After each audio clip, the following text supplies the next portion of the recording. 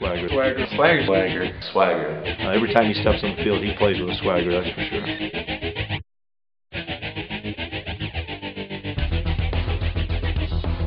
The definition of swagger is how you carry yourself. It's the way you carry yourself, you know. Keeping your head up. The ability and confidence level you have that you have to play on top. Being cool, being confident, knowing what you're doing, having a little bit of an attitude when you take the field in practice. Pride without ego. It's confidence without the arrogance. It's the belief in yourself and the guys around. Never stops, you know. He never stops. He never slows down for a second. He's just one of those guys that you just look up to all the time, you know. He's a leader on and off the field. One thing you get with Ross, no matter if it's, you know, whatever it is, if it's weight room practice, in the classroom he does everything 100%, does everything to the best of his ability. This is a passion. I think he's more driven than most of the players out there. He's his own individual. Just the passion he has for everything he does is probably the neatest thing about Ross. Realizing how fortunate I am to be able to do something that only 97% of the population wishes they could do. I mean, that's right there enough motivation for me. Wake up at 6 in the morning and go run a couple miles. Doesn't matter what day it is. Say, all right, well, it's going to make me a better football player. It's going to make me a better student athlete. He works harder than anybody on the field, I think. More time in the dark.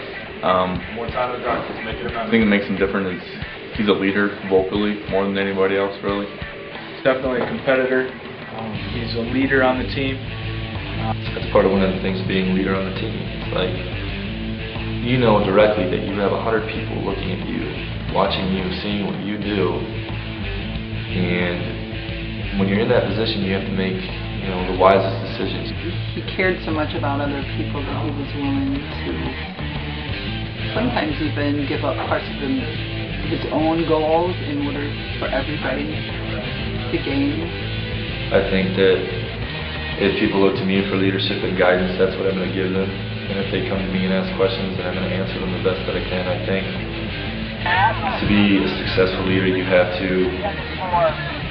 inspire people to believe in you, but you also have to inspire people to believe in themselves just as much. And I think that when you do that, you go from being a good leader to being a great leader. He's an intense, competitive son of a gun that is also the nicest kid in the world. Somebody who enjoys what he does and does what he enjoys. Ross is awesome.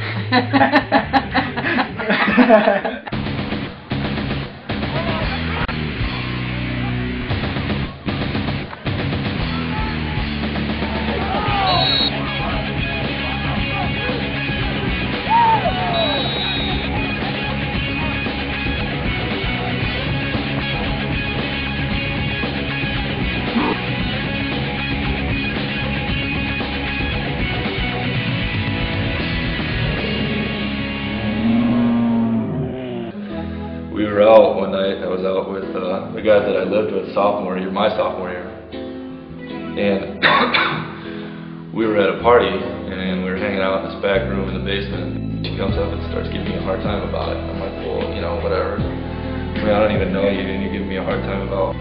That's cool. So I saw her again a couple weeks later, and we were out again, and I saw her again, and then we sat down and started talking. And, there, it's been history.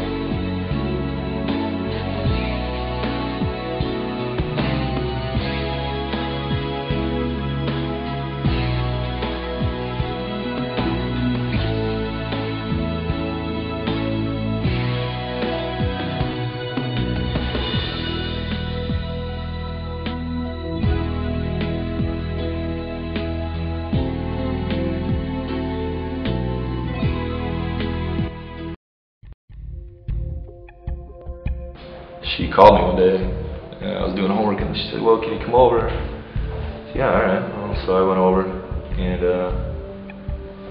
we were hanging out. She said, well, I got something to tell you. I was like, alright, well, what's going on? I mean, did you have trouble in school, or did you find a job, or, something completely innocent? She's like, no, I'm pregnant. Oh. And it was like the response that I had, my internal response, like it was one like it was shock, but it was like, oh, all right, you know, it wasn't like a, oh my God, it was like, okay, I like that. So it wasn't a bad, you know, she didn't tell me in a bad way. She told me, you know, what was going on. I talked to my coaches about it, simply because I thought they needed to know, and needed to know my outlook so that they didn't hear from, you know, the rumor mill that Erin was pregnant. I went in and I talked to Coach McMacken and Coach Kleiman specifically and said, I told them that, you know, she was and we were getting married, but it didn't change anything, and I'd still be back this fall, and I'd still be playing this year. And I know that that wasn't their top priority, that I'd be back. They just wanted to make sure that I was doing okay, that everything was okay. And I think me telling them I was coming back was, you know, like an extra added bonus. They were happy about that. So. Yeah, we just had a conversation like we do, you know, once a week just in general, and me being a father was a pretty easy thing for me. You know, stood up, gave him a hug, and said congratulations, and let me know what I can do to help. I think the first words out of my mouth is, foolishly, does this change anything for you? Well, obviously it does. Having a baby in your life changes a lot of things.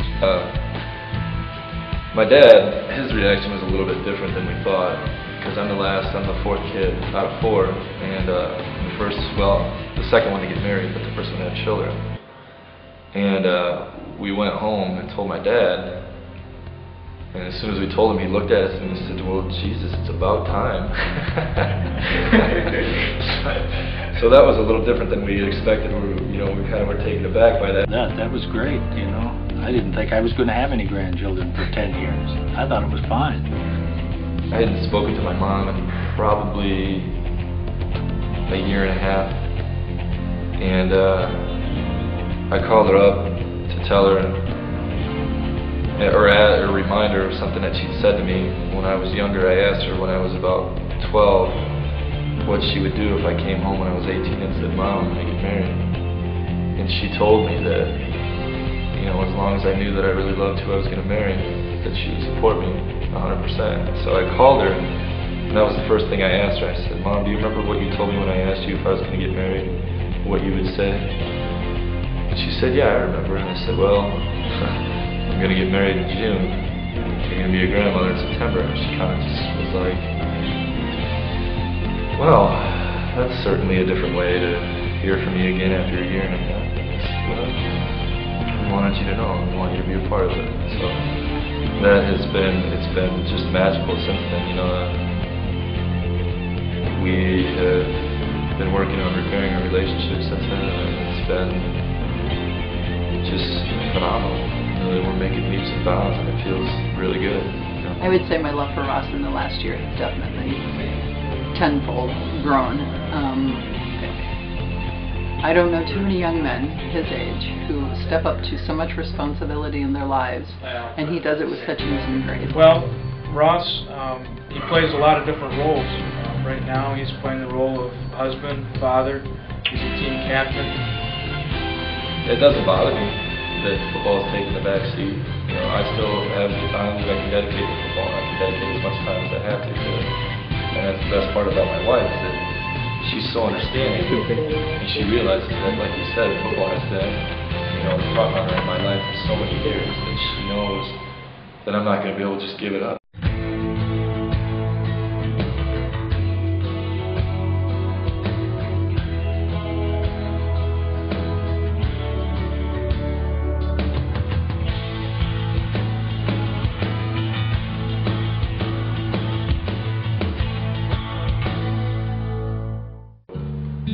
There was a guy that used to wrestle for Iowa. I used to go watch Iowa wrestle with my father all the time when I was younger. And he was an upperweight, and his name was Lincoln McElrath.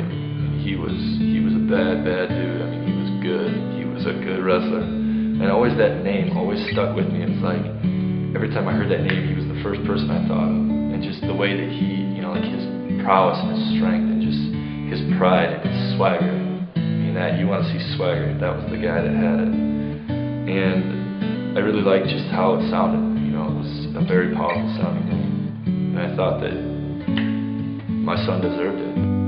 Family's always been priority number one. Football's a close second. And then, I mean, behind school, obviously. I think we're supposed to say that.